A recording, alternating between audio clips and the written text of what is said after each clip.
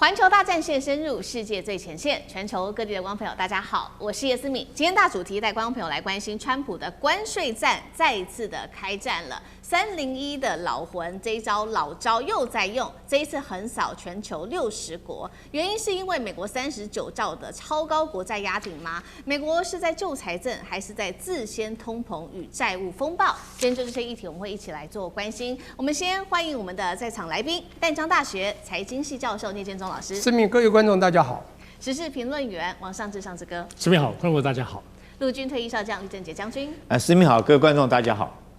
好，观众朋友，今天节目呢，记得先帮我们节目按赞，留言区希望跟我们互动，可以写下思敏我在哪一个城市收看，并且写下热推，看到热推键也帮我们按下热推这2个关键字。好，今天呢3个火线话题，等一下请来宾特别帮我们做解答。赶快来看到的是川普这一次再启动的关税战，用的名义不一样了，是用301的关税条款。理由是什么呢？是说强迫劳动为由，一次对60个经济体来课征关税。这一招老招真的站得住脚吗？还是只是换个名目重启他想做的关税战呢？救得了美国高达39兆美元的国债吗？这是第一个问题。第二件事情，我们特别要来关心到的是，原本以为呢中美的关系已经逐渐的变好了，包括呢这次习川会，这个川普跟习近平感觉处得还不错啊，而且呢在川普离开了这个中国大陆之后，中美还成立了贸易委员会，没有想到，而当时呢中国也答应说要采购包括了美国的大豆跟波音的大单，但是没有想到川普这个脚才刚离开中国大陆，却立刻对中国加征10%的关税。这是中美谈判破局的意思吗？还是中国承诺不会兑现了？双方现在到底是合作还是互探底线？这是第二个问题。再来看到了川普这一次啊，在做这个关税战的重点原因，被专家指出，就是因为国债太高了，39兆美元，而且美国现在面临的问题包括通膨、衰退经济衰退，专家说恐怕达到35%。川普这时候重启大刀就能够止血吗？还是说会导致这个物价持续的推升？美国的老百姓本来就已经觉得压力非常大了，能够接受得了这最后的一招重击吗？今天就这些议题，我们会一起来做关心。美中的关系才刚刚看起来比较缓和了一点，川普此刻再度的翻脸，最新宣布了，因为呢有超过60个经济体没有办法有效遏止所谓的强迫劳动产品流入市场，于是要祭出关税大刀。赶快来看到了细节，包括了针对几个国家课征10%到12.5%的关税。10%的关税，这当中包括了台湾、加拿大、欧盟、英国等15个经济体。那么12.5%的关税还包括了大陆、日本、南韩、印度等等的国家。但是呢，也有针对一些的特别产品是没有收这样的关税的，甚至还下调关税10%，也就是美国现在比较需要的钢铝的制品了。8日开始就会正式的来做生效。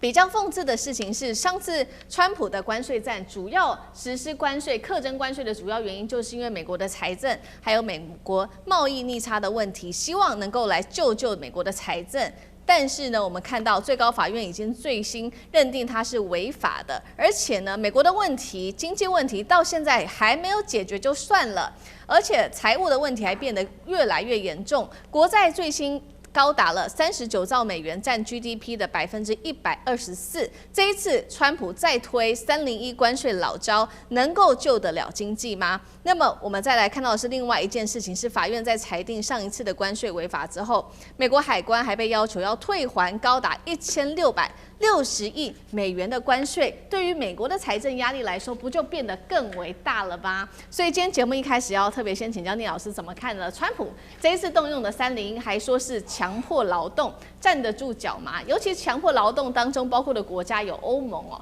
欧盟国家一向强调人权的，也是强迫劳动吗？那上一次的这个关税被判是违法的，他这一次还是继续用其他招，要救国债能有效吗？聂老师怎么看？好，我横平的来讲一下我自己的看法哈。你说他现在用301方案来这个科其他国家的关税，到底合不合理，甚至强迫劳动这个问题，我必须先解读一下。我认为他这一次并没有很离题，而且我认为是比较保守的多了。各位犹记得，在去年4月2号，他刚开始打的贸易战，机关枪扫射全球最多的是6-7%。64%，然后除以2，他说我给你优惠一半，34%中国，32%台湾。用的就是你的赤字，它 deficit 除你的总贸易量这个 amount of 这个 trade， 那这个是一个很离谱的数学式，但很简单，对不对？那当时呢，他就拿了一个哈佛经济学家这个数字，就说这最简单，大家看得懂，我就磕你。他当时的目的是非常特别的，他这个是打机关枪打全球，他要的东西很多。你刚刚讲的国债的问题，我想要另该谈。当然，他想要用全球做提款机，把钱拿回来。还有一个，他要求所有有制造业强的国家，不管造船业的日本、韩国，或者是台湾的台积电，他用这种方式来把它要回去，或者是用一些政治打压。Anyway， 像巴西啊、中国的做法，我现在要讲是他打得很狠，当然法院就判他这个太离谱了嘛，没过。他现在其实这是比较保守了。坦白说，在2018年3月22号打的第一个贸易战，那个贸易战打的就是301方案。各位再回去爬搜一下，3月22号非常清楚，他就是拿了一个301方案告诉了全世界。那301方案是什么？我还是要解读一下。1974年一个叫 Trade Act， 它就是一个贸易关系法。这个法的确给美国，这美国定法他说要怎样，那他就可以控制世界，其他国家是定不了的。他就给美国的 这个叫 USTR， 叫美国的 Trade Representative， 就是贸易的代表，给他们有权利到世界各国去看这些国家，你有没有在贸易的关税壁垒中去加持？如果你加了，我就要磕你。还有你在生产产品，只要有不公平，对我美国不公平的，我就要磕你的税，或者做其他的一些压制。这里面包括有3大贸易障碍，我们在教这个国际经济非常清楚。第一个就是关税，第二个叫做 quota 限额，第3个叫 subsidy， 就是补贴。那强迫劳动，你可以当做它是在你的国家强迫劳动，然后做了一个甚至补贴了部分产业出来的，这样子他的贸易代表去调查你不公平，他就可以磕你。所以我必须说明，其实这一次的川普是比较保守了，他也不敢乱磕啦，因为上次的不会过嘛，他觉得这次就非常合理了。好，我要讲的，当然还有一个跟国安有关的这个东西只是对产品。大家记得301方案，当然除了产品，他认为你有不公平的对待，还有一个就是制裁权，他觉得制裁权是很不公平的。301打的时候，那时候是强调中国的制裁权。我现在讲一个，还有一个在1962年所丢出来叫 Trade Expansion Act。叫做扩张法案，那个法案更狠啊！当然，我们232你要知道，我们的台积电或跟科技有关，就会被磕到。它是什么东西？它是跟国安有关。好了，我讲太多事，我们就没有时间去这个科普。我现在要讲的是说，那到底这个关税它的目的是什么呢？你刚刚把它连结这国债，我觉得不完全尽然。当然，我们知道美国国债很可怕，从金融海啸2008到2001年是只有10兆。那么，当然在这 COVID-19 的时候就20几兆，到去年36兆，现在已经39兆，它很快会达到所谓的马奇诺防线的45兆那这45兆，美国就很麻烦了，不是光付利息啊，未来在国际的 credibility， 它的信用会大为失血，你知道吗？所以这个时候是一个问题，我必须说明一下，就是他当然可以拿点钱回来，这跟国债绝对是缓不济急啦。国债它要从其他地方救，但是它一定有，它只要打关税，打这些所有的国家，这些国家都有做一些他认为的不公平的贸易，所以他会去磕。他现在感觉比较合理了，但是他也还是想要拿这个做这个谈判条码。但我必须讲一下谈判的筹码。我现在还要讲最后一个，就是你刚刚讲到这个所谓谁买单的问题，关税高了是谁买单？卖家买单还是买家买单？这非常重要，叫弹性需求。今天有个价格弹性需求，今天这个东西如果弹性需求低，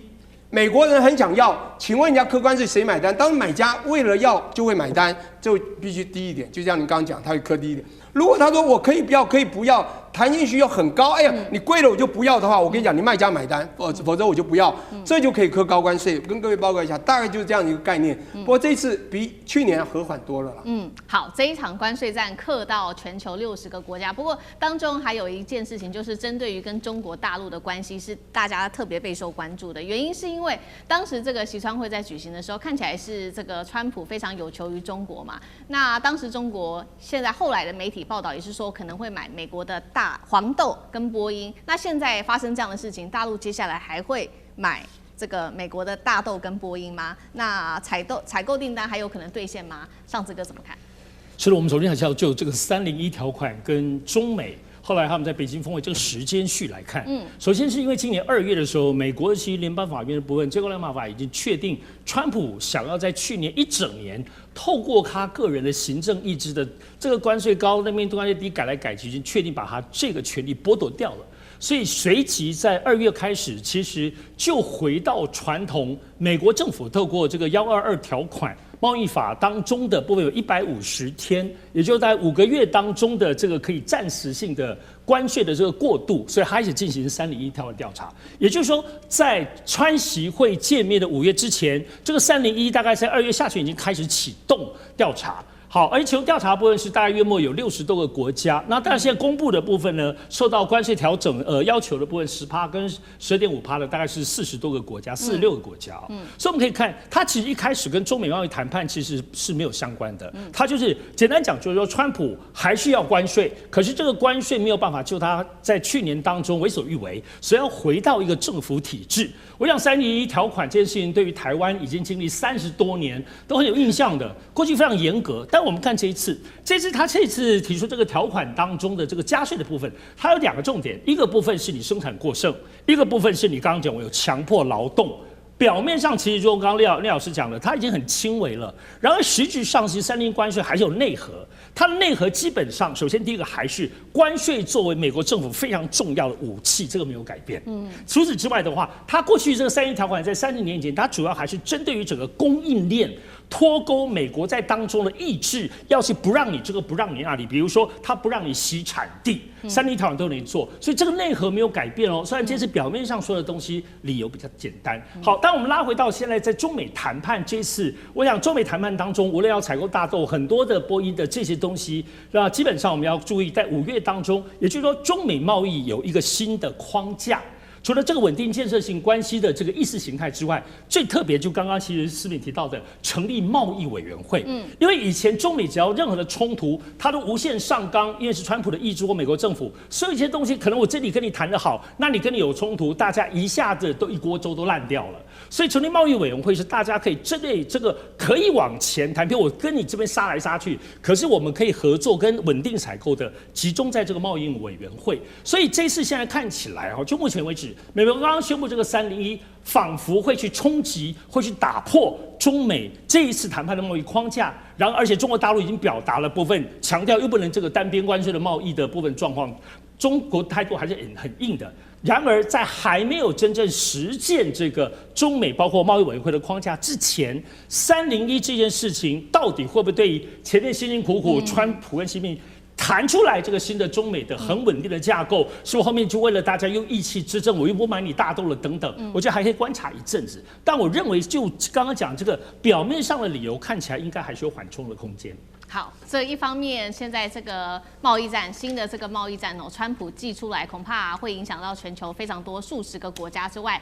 其实美国的老百姓也非常的担心，他们认为说，现在美国的通膨已经这么的严重了，会不会你再继续的对其他国家课关税，跟上次一样课关税的话，会不会通膨问题变得再更加的严重？尤其是联准会最新严正的已经指出了，光是最近几周的时间而已包括呢，他说这个影响的范围已经从强度、速度变成中度到强劲了。影响的项目包括了航运啊、包装、食品、杂货、肥料，全部都因为中东的战事而这个价格大幅暴涨。包括了这位是前Pinko的首席投资长也警告，美国的经济衰退恐怕几率上升到35%，陷入油价会引爆的是通膨的一个螺旋。最后再来就是市场预估了，如果华许未来接任联准会主席，他要面对的问题是，确实现在投资市场看起来很热，但是美国自己内需呢，民众根本不买东西啊，内需非常的疲弱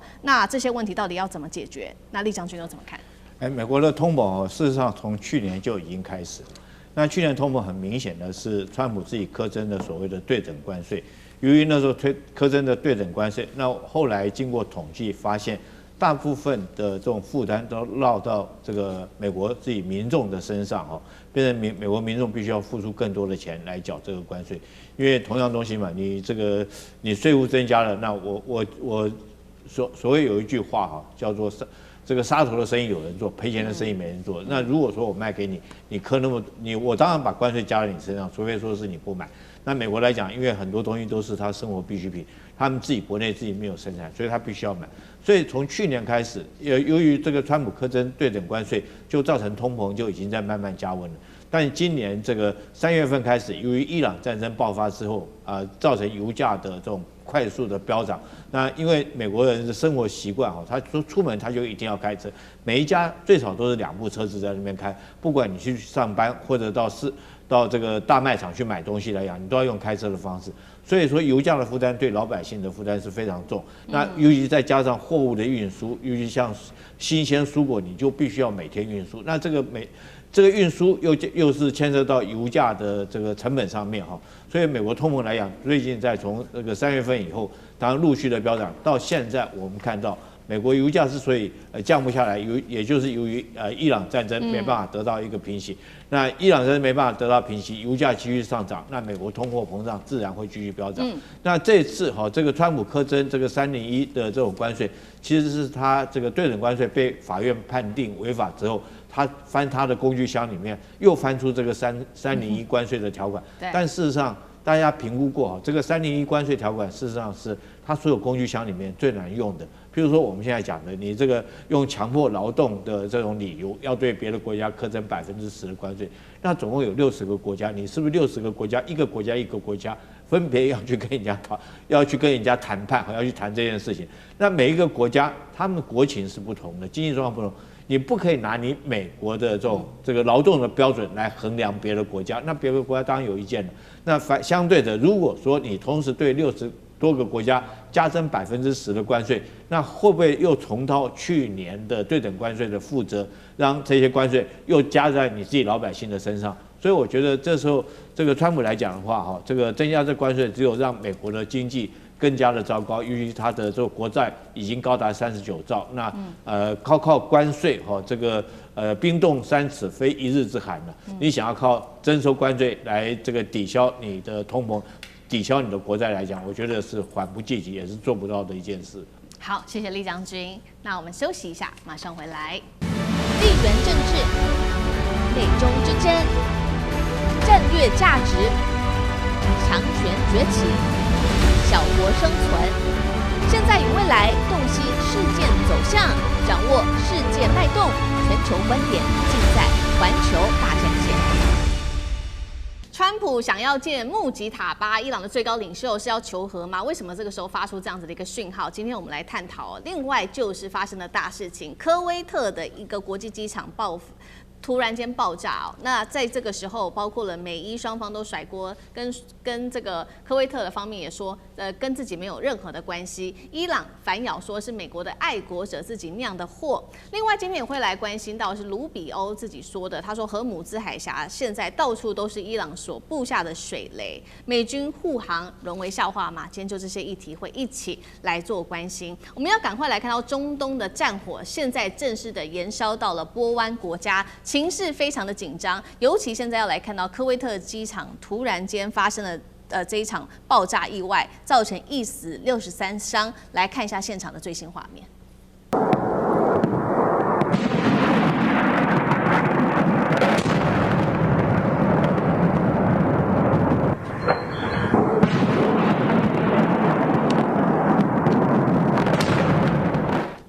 好，情势看起来非常的严重哦。在这一起的爆炸发生之后，我们要赶快来看到，不管是美国跟伊朗方面都否认是自己所做的。首先是科威特说是伊朗发射的13枚的飞弹跟17架的无人机造成了这个民用机场受创。科威特一表态完之后，美国是立刻的跟进科威特表态说，他说确实是伊朗做的，而且是伊朗蓄意攻击的民用设施。如果美国说的话成立的话，那就代表说，代表美国没有办法真的保护好这个波湾国家吗？尤其是在空中的部分，美国是无力保护波湾国家吗？再来看到的是伊朗方面，伊朗方面也说啊，这一个爆炸案跟我没有任何的关系，这个是美制爱国者在拦截导弹的时候自己坠落所酿成的一场祸。如果真的是美国所酿的祸的话，代表说美国自己伤了自己的盟友吗？那么针对于目前这个中东的紧张情势，川普最新表态，他说确实，美伊现在是停火的，但是只是代表说伊朗是以更温和的方式，现在对伊朗是以更温和的方式在跟伊朗交火。好，节目一开始先来关心一下科威特机场遇袭，现在美伊互甩皮球，证明说美国的保护伞已经不可靠了吗？川普说的，即使在和谈期间，那么美伊停火是已经名存实亡了吗？他说还是以更温和的方式在进行，怎么回事？聂老师怎么看 ？OK， 我觉得这一件事情，当然我们不是当事者，但是有一点罗生门，但是我还是觉得哈，那个当然我要选择相信，我会选择相信伊朗，因为现在看起来哈，伊朗它稳健的在走，它也不需要去做一些太多假讯，但是美国呢却这样一直很跳动。我要讲的是说，因为这一次呢会发生这件事情，我觉得跟荷姆斯海峡一艘油轮，伊朗油轮被打有关。当然是川普呢说和谈从4月7号大概开始就没有什么真正战事，但是零星小战事总是发生。但是我们看到伊朗之前是对等还击，现在他还是有对等报复的想法。当你炸了我油轮，我就必须还击。可是你知道，他要告诉人家说我不示弱，可是他能力的确你也不可能打到美国本土，他选择的都是在中东地区的美军基地。以前不管是这个苏丹王子机场那个沙特的，或是阿联酋的，或者对不对？或者这个乌代德，对不对？所有的他在或者巴林的这次他又打巴林啊，打巴林那个海军基地，因为他是对等还击这几个地方。但这一次呢，他打到这个科威特，因为科威特其实有非常多的美军基地啦。那它这里面有包括它的最少2个空军基地，一个是这个萨利姆空军基地，还有一个这个艾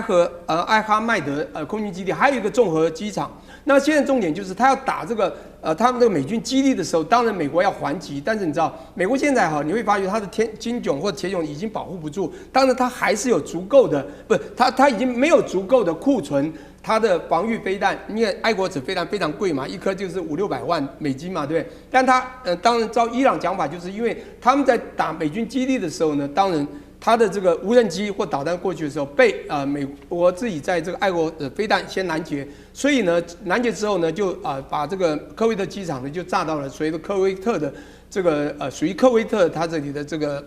人民或这个。主要的，我觉得这次死的当然不是科威特的人民，但最少你不是真正炸美国，而是炸到科威特，所以科威特有这样的声音，也驱赶了2个这个伊朗的这个外交部员啊。我今天要讲说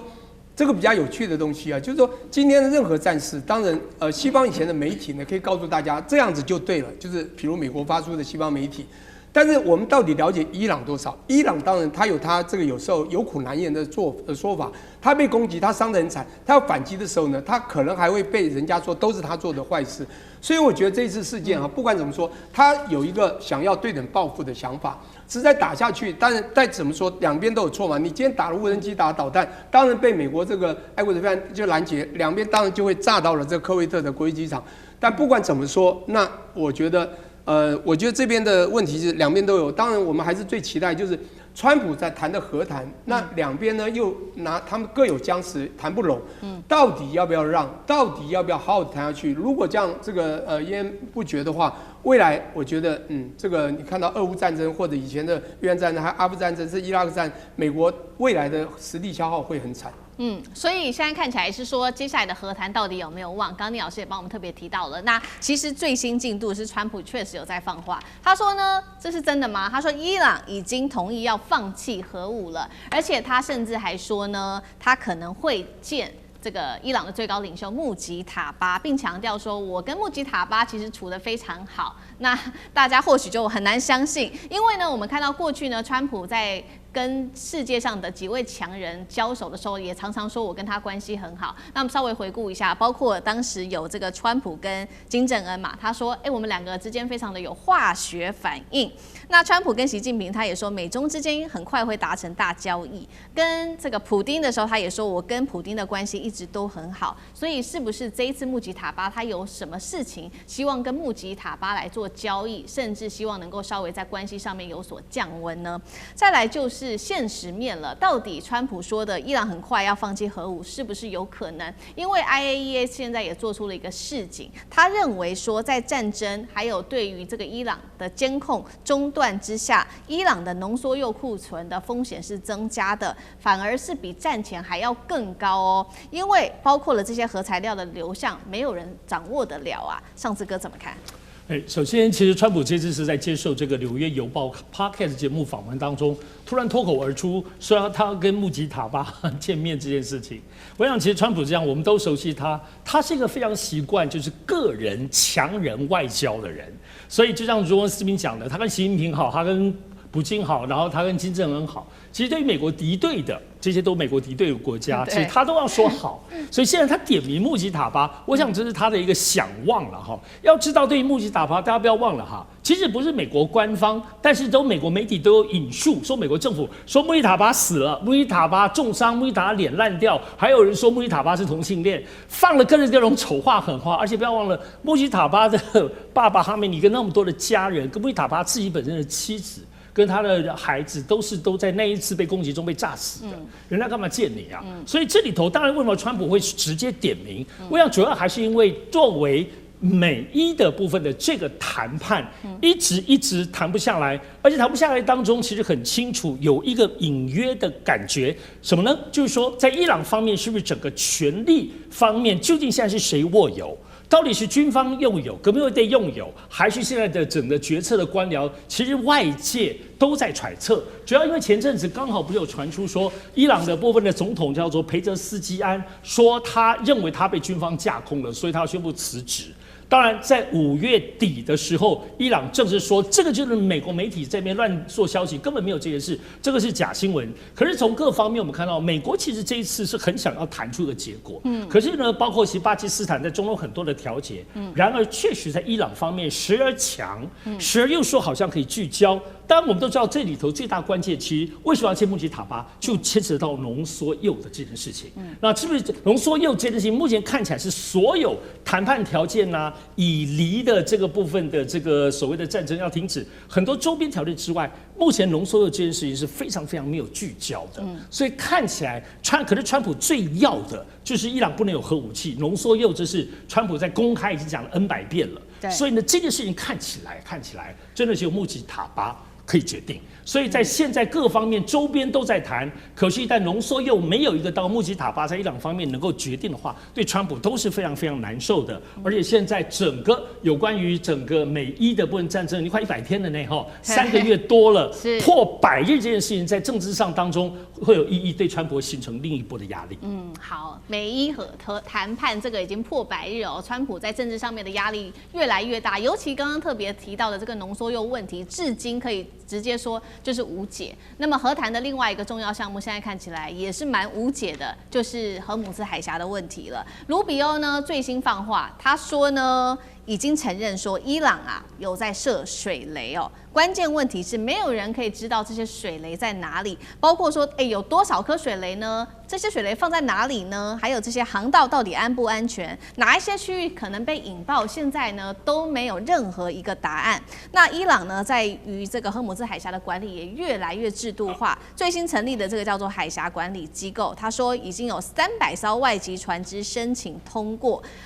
这些我们知道航运业者现在也都会逐渐的来寻求伊朗的帮忙哦，希望伊朗来点头，他们才能通行过去。再来就是美国自己内部的问题了，现在有水雷的问题，但是美国你有没有办法掌握情报变得非常的重要。但是现在的问题是，包括了 CIA 国家情报总监办公室出现内斗问题耶，有办法好好的处理伊朗问题吗？厉将军怎么看？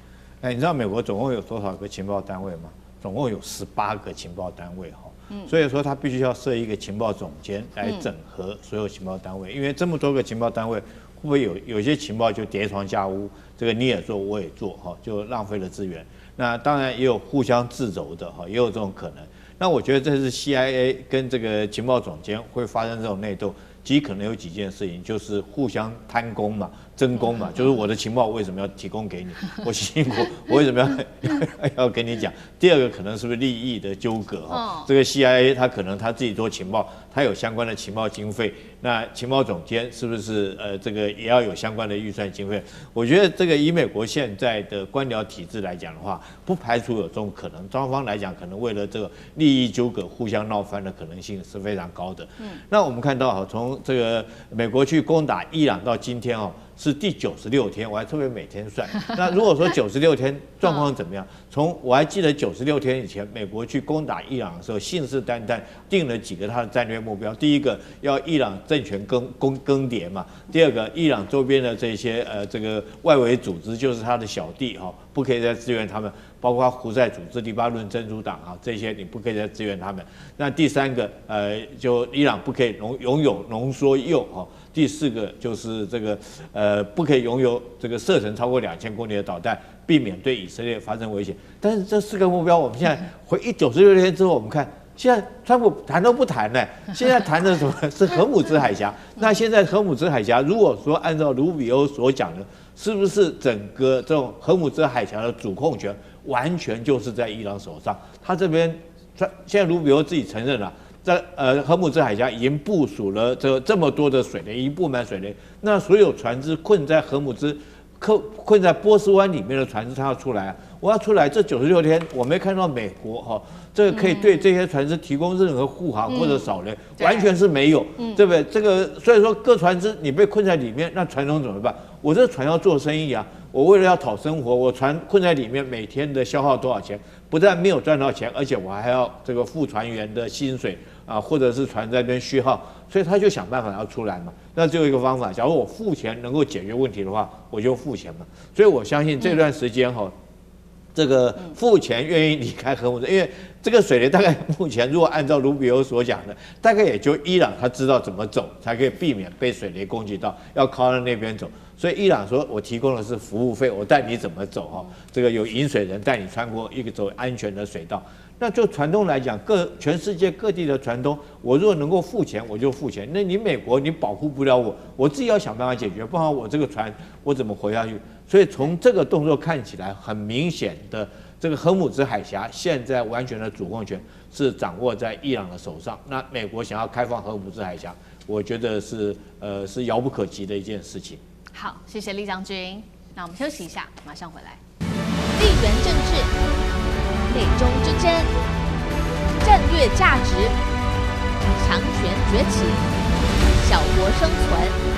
现在与未来洞悉事件走向，掌握世界脉动，全球观点尽在环球大战线。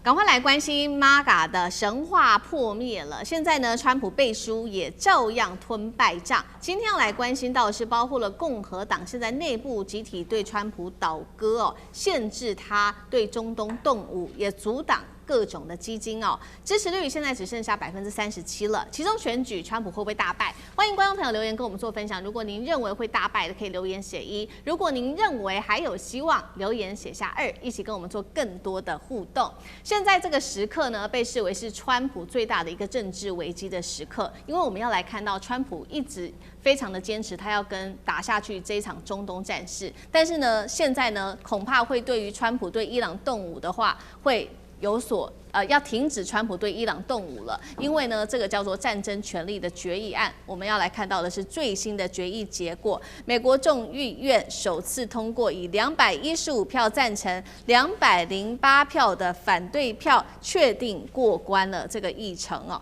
原因竟然是有4名的共和党议员倒戈，投下了赞成票。那么结果出来之后，我们看到民主党就特别强调，这是国会啊履行宪法赋予的监督的一个责任。众议院的议长强森依然坚定的说，他支持川普，非常反对这一项决议。我们要来特别看到说，为什么刚刚我们讲了嘛，有4位的共和党员背刺川普。其实《纽约时报》这一次也做最新，在他的报道中做出了最新的评论。其实有4个原因，他说呢，川普的第2任期的行径越来越像美国的窃贼统帅，而非3军统帅。纽约时报点出了4大核心来批评川普，也就是造成这个共和党员背刺川普的原因。他特别提到了说，在一个国家处于战争的时候，照理说总司令应该要赋予最高的任务，维持国家团结，但是川普没有做出任何努力，甚至也都不去争取民主党人对于战争的支持。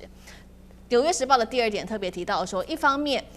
川普要求美军承担战争风险跟牺牲，但是另外一方面却被指出试图动用国家的国库资源，让自身、家族还有政治盟友们一起来受益。第3件事情，纽时特别点出，这些盟友甚至可能包含了2021年1月份冲击国会大厦的这些暴徒，在川普使用纳税人的钱设立了17.7亿美元的小金库之下，现在他们还可以拿到补偿金啊！这些原因是导致共和党员倒戈的一个重要原因，任谁也都无法接受。所以节目一开始要来特别请教尚志哥如何看共和党人员倒戈的原因。首先结论就是说，共和党为什么倒戈？那我们倒戈会不会对于川普来说会有跛脚的情形？大家在台湾谈最多的就是跛脚啊。那当然，我们首先看川普现在面对的这个国内国外的环境，还是3大的。第一个部分，当然内部通货膨胀。那么通货膨胀最大原因还是包括现在外部的这个中东战争哈，一直都没有办法解决。而且这里头就牵涉到还有一个东西，其实有关于他自己关税啊各方面，在他这点行政权力当中，也就是说所谓的这个执政的行政权力受到了阻碍，受到了这个参众议院的这个阻碍。所以是不是跛脚啊？我们通常来看他的部分会受到什么样的影响？首先第一个部分就是确实是看一个总统有没有跛脚，主要看他的民调。刚刚前面讲他的民调已经跌破37%，基本上如果你跌破50%的话，在美国过去的经验的话，很可能就会影响到你的众议院的选举。我们知道众议院跟众议员，美国众议院当中是更接地气的哈，跟地方上当中很紧密，也就民生的部分是什么样，他讨厌你喜欢你，在这个政党上是众议员是非常非常直接冲撞的。所以除了民调之外，我们看第二个其实就是牵涉到整个国会议员，特别是共和党同党议员到底支不支持。那么这次美国众议院在历经前3次被推翻不成立，这次竟然能够通过对于这个伊朗动用武力的这个最关键的权力的限制，而且这里头有4位共和党，主要是谁呢？其实大家知道共和党当中是哪些人现在开始在反川普，或者不见得跟川普站在同阵线，是这样子。大家注意哦，现在在整个所谓的其中选举的初选。共和党的初选要选谁选谁，川普还是有生杀大权哦。可是唯独有一些人，唯独有一些就是他要卸任了，唯独有一些他们也是老神杠，在众议院很久了，他们不需要经历共和党内部的初选。现在这些共和党员看不爽川普，而且民间压力这么大，他们成立的一个YOLO叫做优乐的联盟，就共和党当中的正议员。这阵现在基本上跟川普就是反着干了，因为他们初选也不会被你川普卡，他们可能后面选完这一任之后，他就要卸任了，所以他们其实态度很坚毅。这4位共和党议员就是这个，不是说反川普，他们就不受川普威胁的。所以第3个，我们再看是不是川普会跛脚，主要就看现在其中选举募款的状况。现在共和党募款遥遥领先共和党哦。你看川普不是很有募款魅力吗？没想到现在民主党的募款是共和党的2倍多，在其中选举上。而且我们看现在其中选举在前期的选举当中，乔治亚虽然没有说还是共和党赢了，可是过去乔治亚遥遥领先都是30几%、40几%，这次竟然只赢了12%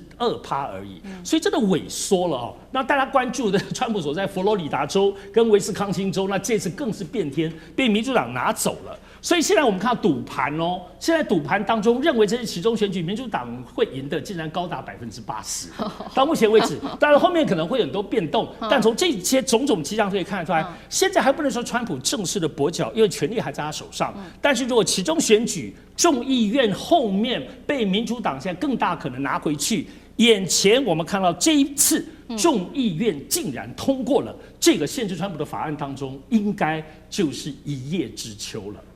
好，所以其实其中选举在年底嘛，还有一段时间，但是以目前的状况看起来的话，共和党还有川普恐怕会跛脚啊，变得非常的严重。那如果说我们先不看远期，我们先来看短期，现在共和党内部其实早就已经开始出问题了，尤其发生的地点就是在共和党自己党内的地方初选。原本呢，其实按照过去的惯例如果说川普去支持一位候选人的话，这位候选人都蛮有机会的。但是我们看到这一场在爱荷华州的初选，川普公开背书的候选人，这一位是联邦众议员，叫做芬斯特拉，是在川普支持之下还是落选了，输给了这位农民兼企业家，叫做拉恩。所以现在说呢，3个危险讯号浮现：第一个，川普背书不是保证；第二个，基层农民对川普原本很支持的，是不是现在也跳票了？第3个 ，MAGA 的支持者出现松动。刚刚也特别提到了嘛，现在最新民调出炉，来自于路透社做的，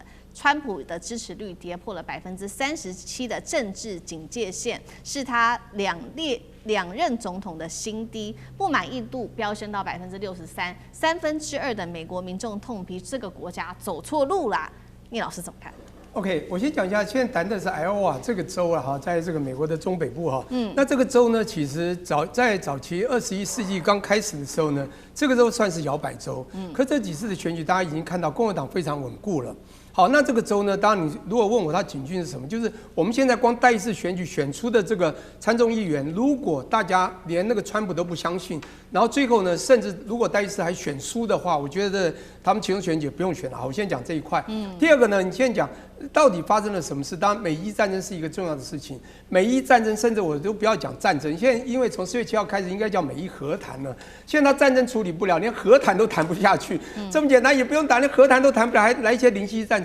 但是我还是一句话，我觉得川普已经保守多了。什么意思呢？他不敢再乱打大战事，或者什么要出什么地面部队都没有啦。因为他被1973年的战争权利法设限啊。你今天三军统帅，你是有权利在这个国家受到国安危急的时候出兵2个月，第3个月就是要收手是撤军啊。你很聪明啊，2月到了3月，的2月到了4月的时候，你开始呢不敢再打了，但是零星打，认为那是防御性的，他所有打都是防御性的攻击，你会发现，所以他没有战啊。可是看在这国会的眼里非常清楚，包括共和党的朋友都知道，你就是一直还想打嘛，不是很奇怪吗？好，那这时候呢，他其实你知道他已经按耐很多了，以他的个性还想再打，因为他不能再打，说不好听就要经过国会同意，所以国会已经开始对他的这种随便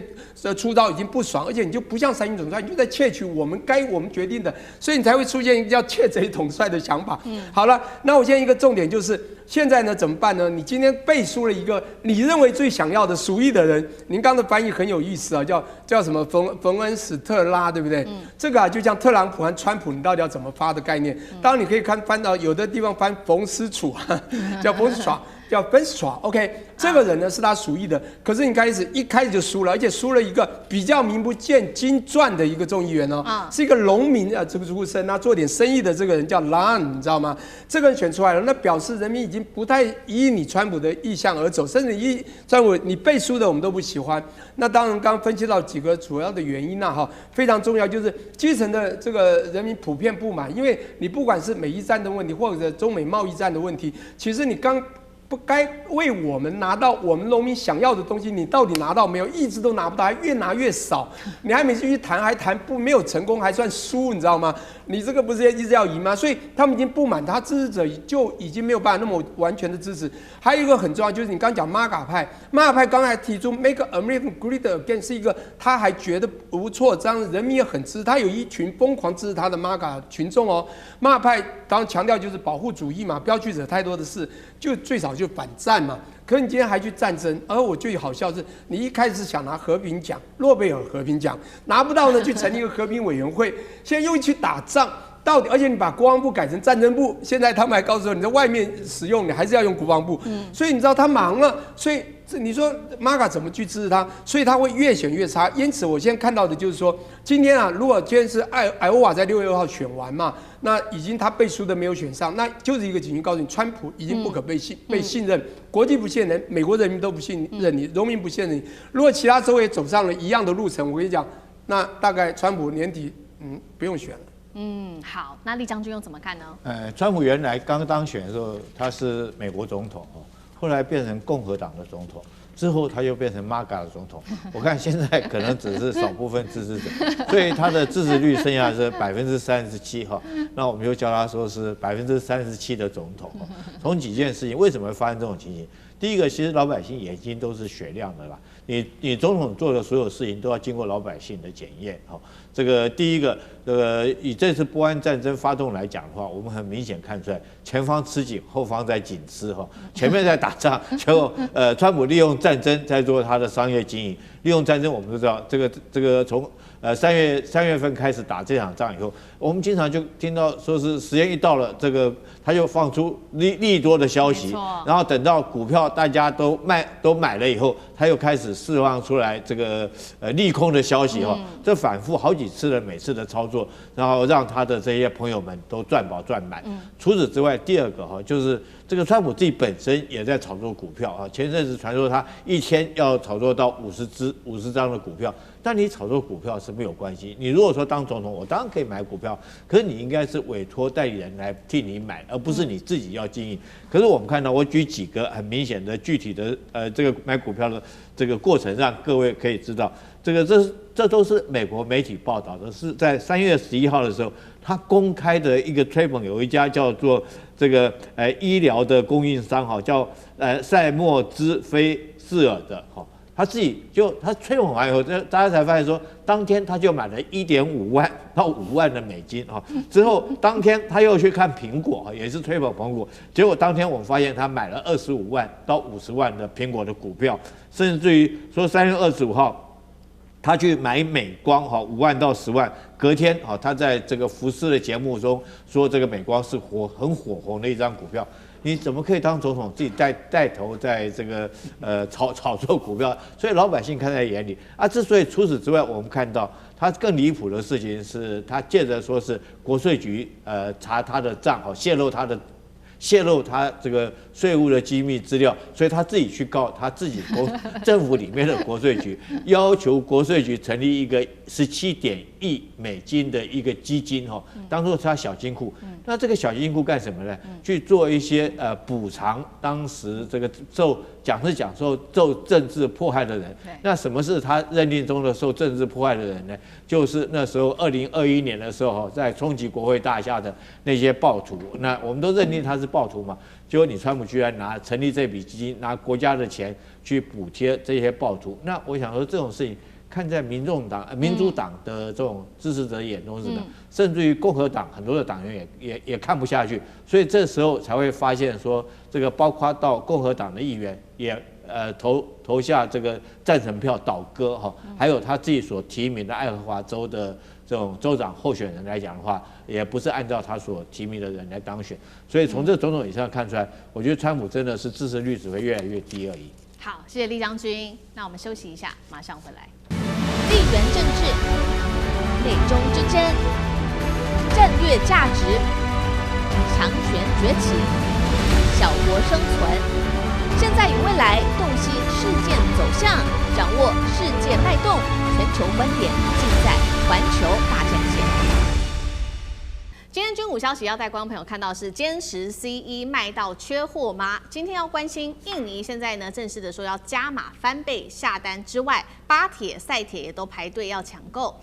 挂载的是霹雳17，现在也做了一个升级，可以在500公里外做超视距的猎杀。今天就军武还包括了这个战力，我们会做一次比较深入的分析。好。这个目前为止呢，其实在全球的军武市场当中，特别是空中这个战机几乎都绕不开西方的市场。我们看到，其实许多的国家会跟美国买 F-16啊，或者是 F-15、F-35等等，跟法国买他们的阵风或者是台风。但是现在这个局面稍稍有一些改写，甚至被中国大陆给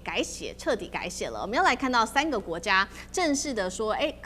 有可能跟中国大陆买歼10 C1的，包括第一个。印尼现在确定，原本是说买12架，现在说要买到24架，等于是翻倍的。要知道，印尼过去它在购买这些战机的时候是采用多国混编的，它有美制的武器，有俄系的武器，也有法国的武器。但是它这一次说要大规模采购歼10 C1，被解读就是要做到战略自主。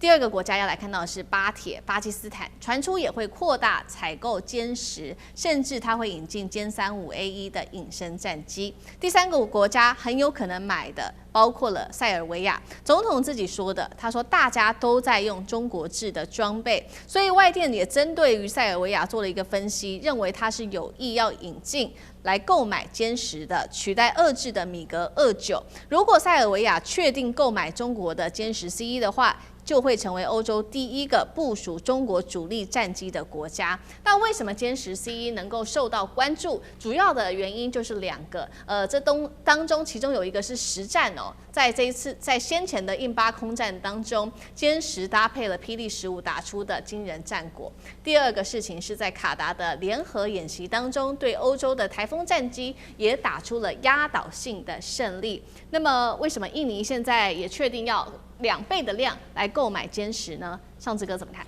好，我们首先来大家回想一下哈，这个去年北京93阅兵的时候，当时印尼正在暴动，一开始印尼总统这个普博沃他出不去，最后关头竟然出现了，就硬去还去，所以当时就觉得哇，这个印尼总统对北京捧场还是蛮特别的。所以其实我们知道，在印巴战争之后呢，其实特别是在歼十 C 备受肯定，其中一个原因也包括了这个整合的能力。我们知道，刚刚前面已经看到了，就是印尼本身的军机是各种国家有，法国、土耳其连韩国都有，所以其实是他现在都是乱成一团的时候呢，他面对的在整个空军领空当中最大的压力来自澳洲哈。以前我在印尼工作的时候，当时我看到新闻，其实就有讲说澳洲飞机随便就飞到印尼上空，根本都不理会，所以他们在面对整个空防当中，主要还是面对澳洲的这个威吓。而在先前，因为印巴战争发现，其实巴基斯坦也是有很多，包括俄罗斯、包括美国的军机，可是对于歼11到手上，而且还有这个霹雳15的这个远程空对空的这个霹雳15E，这个威吓的情形之下的话，它在整合一个多系统了之后，好像还是不错。所以从去年印巴战争之后，印尼就一直表达要买，那现在看起来却是24架多1倍，应该是已经确定了。当然有个变数，因为最近印尼对于镍矿，中国的镍矿本身有一个很大的争议。砍掉了70%的这个配套哈，就是开采权利，所以大家在观察，因为这个蛮严重的，所以看起来会不会影响到这次的这个军机？到目前为止好像还好，主要因为印尼作为经济的这个所谓的国家主义跟外交战略是分离的。刚刚讲去年他们总统去参加北京的这个阅兵，大家交情也不错，而且主要还是这次可能90亿美金的这个采购，不付美金，付的是什么呢？本币结算，两边是各式各样，主要是人民币，而且还有以物易物。印尼的这些橡胶啊，各方面是这个所谓这个采购金额总体，所以它就不是一个单单的一个金额，像美金在采购，所以它的影响性看来，单单镍矿这个冲突应该不会影响到这次的军购。好，所以印尼现在眼前比较急迫的事情是有来自于澳洲的威胁，急着需要买歼十。那等一下也会来看到赛铁跟巴铁到底为什么也急着要买歼十呢？等一下请聂老师来带我们看。我们先来看一下歼十它的战力，因为呢主要原因就是它有大幅的提升，所以也增加了这个各国的购买欲望。那我们来看到细节的部分，歼十 C 最新曝光的是它的新型的这个叫 DF43的一个挂架，被外界解读说呢，它可能具备可以整合霹雳17这种超远程空对空飞弹的能力。霹雳17小档案带观众朋友稍微来看，射程最高500公里，接近目标之后可以2次点火，末端速度最高达到5马赫，代表说歼十 C 未来其实是可以从比较远的距离，包括数百公里之外，就对这些高架的这一些目标，不管是预警机、加油机来进行超视距的打击，所以变得更抢手嘛。战力的部分，厉将军怎么看？这个任何一款武器哈，你只要经过实战的话，那当然是非常火红哈。我们知道这个英国去打这个阿根廷的那次战争，由于这个阿根廷用了所谓飞鱼飞弹集成的一艘这个英国的军舰，就飞鱼飞弹从此就大红。那歼十战机也是一样，从去年57跟这个巴基斯坦的空战击落了3架阵风战机哈，然后之后它当然就火红，所以现在各国都抢着要买。那我们讲说，如果说它能够搭配霹雳17的这款导弹，那战力更是更是加倍了哈。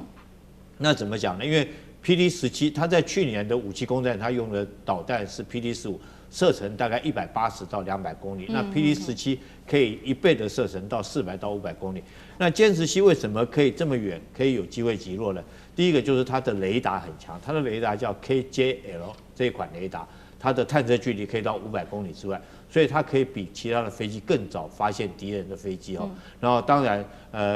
它是不是自己去锁定敌机？那有待这个考虑，但是很可能是由另外空警战机、预警机来锁定。像去年的57空战来讲的话，它是用 ZDK 来锁定这个阵风战机。那所以我认为说，这些国家如果说买了歼10C 战机的话，他们一定还会再跟中国购买所谓的空警500，那才会形成一个整体化的战力。如果说你没有买空警500的话，只靠歼10C 的战力，其实上对这个是很可惜了。战力可以说是打折扣。那歼10C 的战力有多强呢？我们从这次在卡达的演习就知道。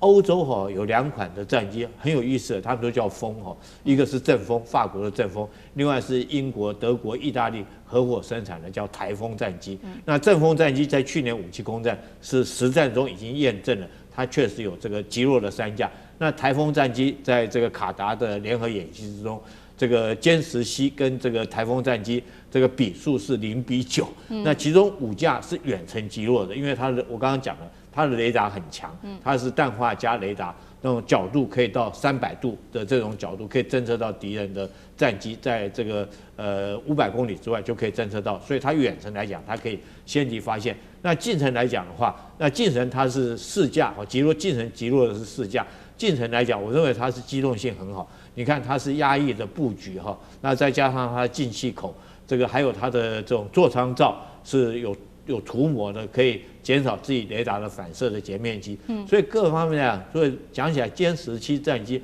不管是远程作战或近程作战，那当然都有它的效能在。当然，如果说能够再搭配到空警500预警机的话，我想它的效能会更好。尤其是这次改良增加了 PD17的挂架，如果再加上 PD17的话，我想可能它的这种作战的效率来讲的话，应该会比去年的这个57空战这个巴基斯坦去打印度的那场空战战力会更强大。好，所以我们看到这个歼10C 现在搭配了霹雳17，战力再升级。刚刚讲了嘛，印尼它要有意购买之外，还包括了赛铁跟巴铁。那主要的关键原因又是什么？也代表说接下来可以打入到欧洲市场等等吗？中国的武器的部分，聂老师怎么看 ？OK， 我觉得这非常有趣啊。我们先讲一下这个歼10它有 A、B、C 啦。A、B 呢是4代战机，被标准这样称为。那 C1 呢又更高等叫4.5代战机，这是西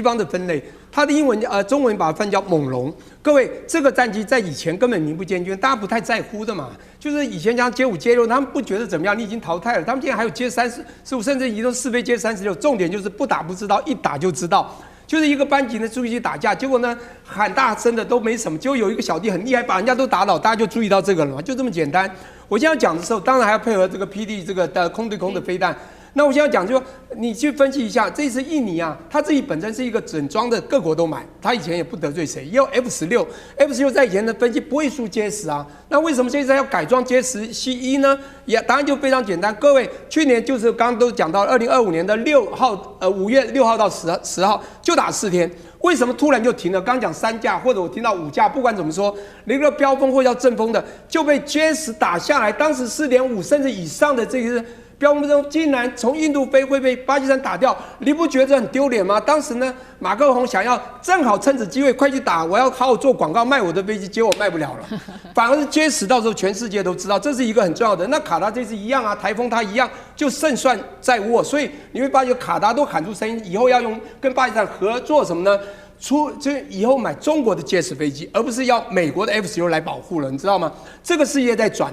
我觉得最有趣的就是说，这次呢还要配合一个东西，就你今天不打不知道，你一打了才知道歼10不只是歼104代、4.5代而已它的系里面最主要是它配套，它的空对空，它的安置，然后它对打，像刚刚讲的霹雳15、PL15呢是打到200公里左右，最长那时候去年分析嘛，150到200。但重点是，它现在17再装甲下去不得了，就像你的东风这个地对地或地对舰的这个飞弹，这个东风飞弹它从这个5、6型一直到这个50几型会吓死人的。我跟你讲，一直可以到1万多公里的，就是你要看配在哪一型。将来他买了歼10以前都打赢了，再配上15以后换成17更厉害。最重要就是刚刚讲到雷达等的 AI 科技。据我所知，这些飞机里面是因为中国的科技进程到了一定的 AI， 它的 technology 已经到了一定的地步，所以它今天不要讲。